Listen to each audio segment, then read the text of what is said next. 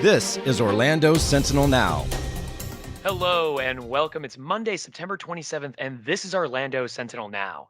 Today, we're talking about Florida hospitals and vaccinations. We're also talking about where you can find a really good veggie burger in Orlando. I'm your host, Joe Mario Pedersen, and joining me today, I have General Assignment Reporter Skylar Swisher and food columnist Amy Drew Thompson.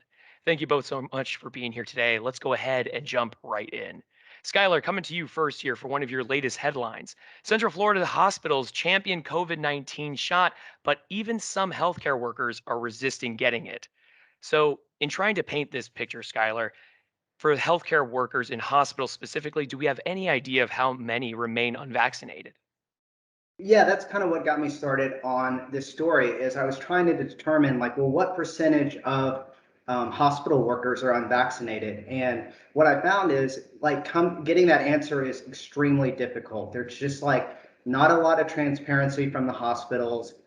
There's not a lot of data that's out there that's in a user-friendly format. But from what I've been able to determine, there's a pretty substantial number, like Orlando Health, they estimate about 30% of their employees are unvaccinated.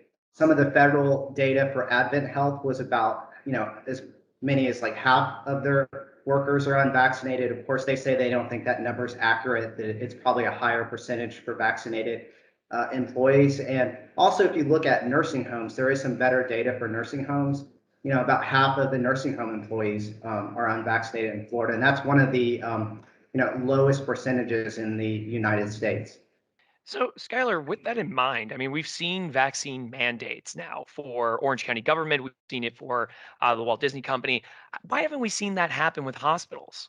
Some hospitals have done these mandates. The major hospital systems in Central Florida have not. And what I'm hearing is there's a huge concern about staffing. There's a shortage of nurses, of healthcare workers. And from what I'm hearing, the concern is if you mandate this, you might see employees quit. You might have issues trying to recruit and retain your employees. So that I've heard that's kind of what the big concern is. So, in regard to those shortages, Skylar, what are they looking like here in Central Florida?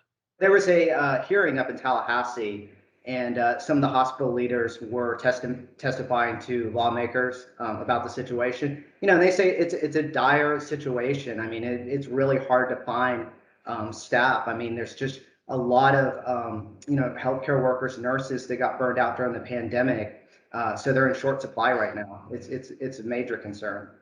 And for those who are still holding out on getting a vaccine and they are working within the hospitals or they're working in nursing homes, healthcare workers, what does seem to be the major reason as to why they haven't gotten vaccinations yet? Yeah, I mean, one thing that's kind of important to understand when you're looking at this is that a healthcare worker covers a lot of different types of employees. I mean, it could be somebody working in the cafeteria, on the custodial staff. It doesn't necessarily mean it's a doctor or a nurse. But one of the things that we're hearing, it's similar things at the population at large. I mean, there's concerns that there's not enough data about the vaccine. There's been concerns about, perhaps fertility issues. One thing that I've heard a lot is, well, I had COVID, so I have natural immunity. Why should I have to get the vaccine? It's important to stress, though, that, public health experts, scientists, the CDC say the vaccines are highly effective, that there's no serious, adverse effects of getting the vaccine, and that they're safe and effective. There are more details on this story, and if you're interested in finding them out, you can read Skylar's story at orlandosentinel.com. Skylar, thank you so much. All right, Amy Drew, I want to come over to you now for one of your latest columns, and that being 5 places to get a veggie burger in Central Florida. Now, something I do want to talk to you first before we explore some of those options.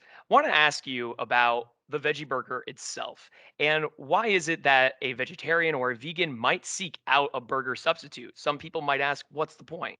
For a lot of people who aren't even vegetarians, they're just looking to cut down on their meat intake. So there are plenty of people who are looking for a veggie burger who aren't necessarily limited to only eating veggie burgers. They're just curious. But these days, there are so many reasonably good meat substitutes on the market. You've got BurgerFi doing the Beyond Burger, and Burger King does the Impossible Burger. And, there's restaurants all over the area that use both of those products. So it's really interesting when you get to find a place that goes the extra mile to actually make a veggie burger in-house.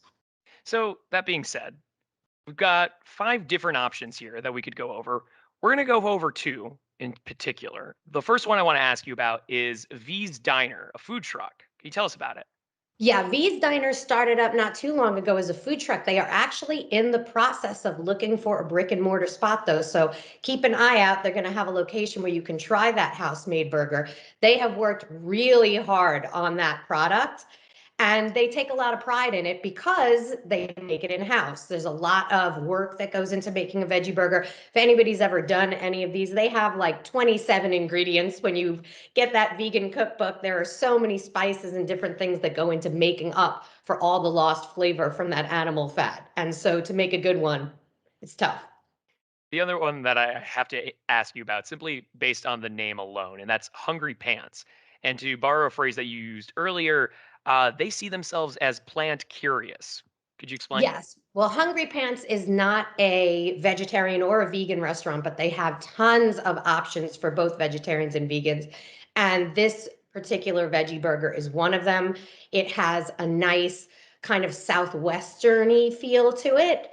I definitely recommend ordering it as they recommend it on the menu. I know a lot of people kind of go off rogue and they want to put their own burger toppings on it, but they really do a great job.